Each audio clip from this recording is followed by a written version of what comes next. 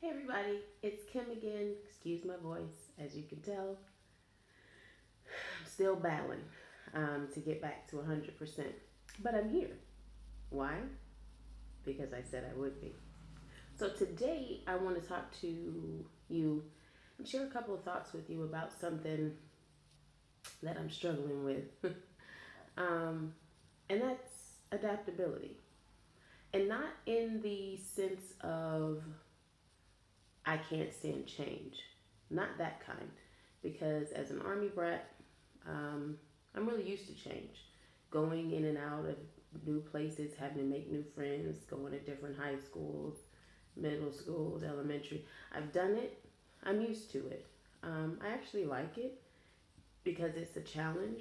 The part of adaptability that I don't like is for myself, my personal goals and situations. And that's because it causes me to have to deal with unpredictability. And I am a person who likes schedule and structure. I'm that girl who, if we say we're going on vacation, you tell me where we're going, I'm doing an itinerary. I'm checking Yelp reviews. I'm checking out which is the best route to take to get from A to B. I'm pricing, getting a price point for how much a meal might cost at this restaurant if we want to try it. I'm that person. So when I'm doing something that I'm doing, for instance, doing these videos, I don't like unpredictability. I don't necessarily want to be fluid and take it as it comes. No, I want to schedule it. I want structure. I want to um, be able to know some things. I like to know things. I'm a researcher at heart. I like to know. And so, this is one of the reasons that I stated before.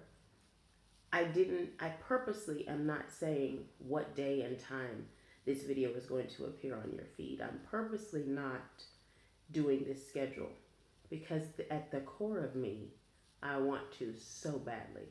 But I'm having to deprogram myself from some things because what I'm learning is just as regular natural life throws you curveballs, you can't schedule out everything because sometimes you can schedule out a miracle. You can schedule out and plan out something extremely wonderful happening because you're so rigid.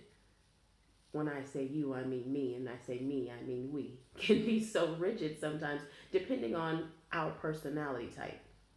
I'm very type A, and I know that about myself. And these are the conscious steps that I'm taking to try to combat that because not ever allowing for anything spontaneous to occur in my planning, in my seeking my goal, it can, one, make what I do or I'm trying to do, it can take my passion away. It can make me unmotivated because it begins to feel like a drudgery. It begins to feel like this is something that I must do instead of something that I get to do. So that's a problem for me because I never want to burn out quickly because I love this. I love people. God has given me a passion to help women, young girls.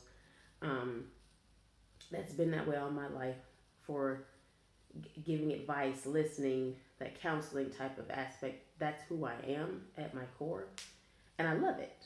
So what I don't want to do is in trying to achieve my goals, schedule out, remove, refuse to allow for spontaneity, refuse to allow the fluidity of life to come, refuse to allow time for God to do something wonderful because I didn't plan it in my agenda. I went from 2 to 3, and at this time, God, I don't have any time for you to blow my mind and do some miracle that will, of course, set me up and move me much farther than I could go in my little hour bracket in my planner book. But I didn't want you to do it because if you could fit it in right here, God, that's wonderful. But if you can't, Can you let me know when you're planning on it? And this is something that I'm just being transparent about because I believe some of us are that way. And I believe some of us got that way out of necessity. I believe some of us have so many things. Some women are single moms, and so they're doing it by themselves. They have to have structure because there's no other way that they're going to be able to get this child here, get that child there, go to the school here, take this one and get to the groceries and get the car service and all of these kinds of things that are done. So sometimes we're so busy being efficient that the we don't allow in our scheduled time for the spontaneous miracle, the random conversation that could connect us with someone who we've been looking for, who is or has the next idea that we need, the next key piece to attach to our goal or our dream, that puzzle piece, that link in the bridge that we don't know how we're going to find. Well, I'll suggest this to you as I suggested it to myself. You don't know all the answers. We need people, and God moves through people. So what I need, if every time I someone speaks to me, I'm just kind of abrupt. I mean, I speak and I'm civil and I keep moving, but I don't allow for there to be any exchange of ideas, any conversation to happen. How do I know that I haven't allowed my schedule and my need to stick to it to dictate to that person I don't have time to listen, and they walk away with my answer. They walk away with my help. They walk away with a capital investment. We don't know what God is trying to do. The Bible talks about we may have entertained angels unaware.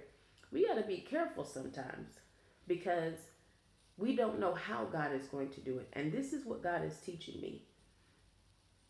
I'm praying and asking Him for connection. I'm praying and asking Him to lead and guide me forward. But if I'm not constantly looking and listening wherever I go, I may miss it. Because God doesn't usually speak in an audible voice with a megaphone and say, Kim, at 3 p.m. on October the 18th, be at Target and I'm going to give you the answer. God doesn't really do that. So we have to be careful that in all of our scheduling and all of our planning and all of our trying to be efficient, that we aren't removing the opportunity for our blessing to show up, that we aren't removing the opportunity to allow God to do something, allow us to have a conversation. And sometimes I want to say this, that it may not be about the person being our connection to the next thing. It could just be a moment of encouragement. It could be a moment where somebody says, "Oh, that's interesting what you do. Do you have a card? Do you have a website? Is there something that I can do to help?" Sometimes it's just somebody saying, "You look nice today.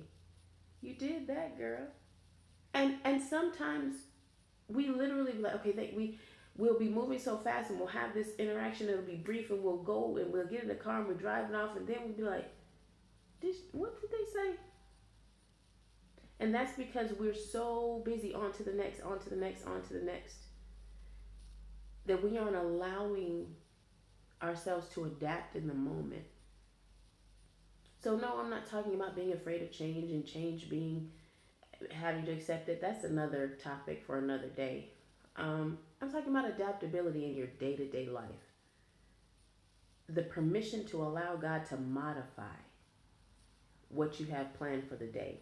I go so far as to say this, which I've heard people say, and I used to say on a regular, consistent basis some years ago. God, what are you going to do for me today? How are you going to lead me today? And then let Him do it. See, we could say this stuff all the time, and we do. But the follow through and saying, God, okay, guide me. Let me know.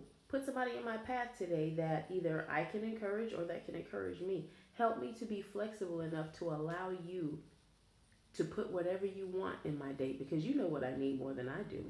We may think what we need is that capital, but what we really might need is a relationship with a person who knows somebody who can do something for us.